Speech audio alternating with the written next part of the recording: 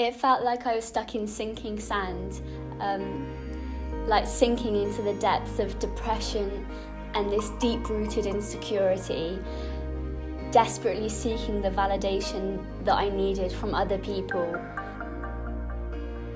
From childhood, I've had like a really big expectation of myself, and growing up in a Christian family, I often compared myself to people in the faith, and I compared myself to people academically.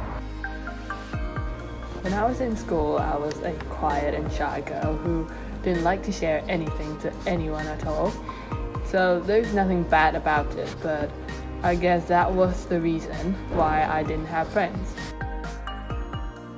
So I was brought up in a really religious household. We went along to church every single week. I hated going. I didn't get what they were talking about. I didn't get why there was a priest.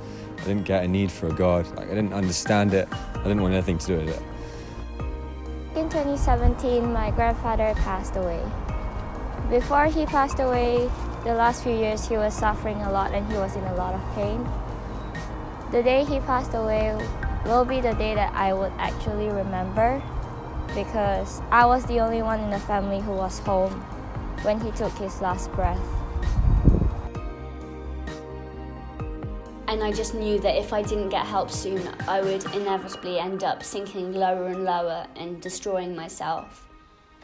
And it wasn't until I went to Story and I heard the gospel for the first time that I realised redemption is possible and I can be saved. But I guess during my gap year and as I came to uni, I realised that God doesn't call me to be this perfect Christian, because that can never be attained, because it doesn't exist. I got bullied verbally, and the friends I barely had sort of left me. I was quite in a difficult time, and the one who I can only talk to and hang on to was God.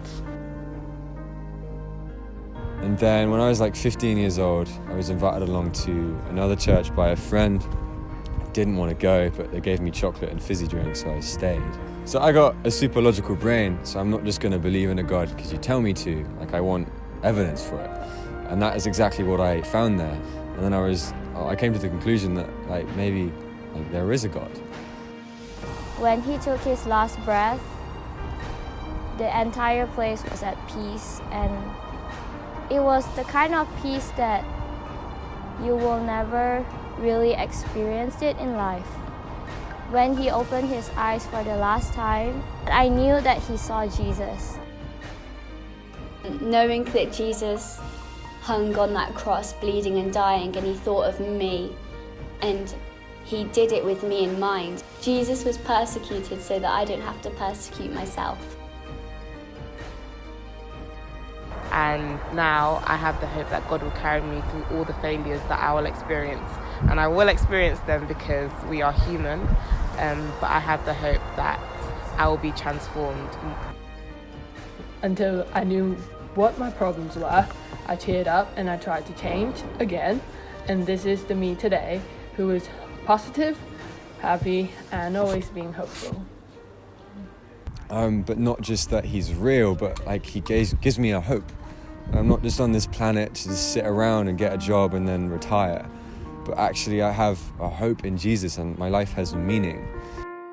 When he took the last breath, it was a sigh of relief, and it gave me hope that he's at peace and he's no longer suffering. That's why Jesus gives me hope. That's why Jesus gives me hope. And that's why Jesus gives me hope.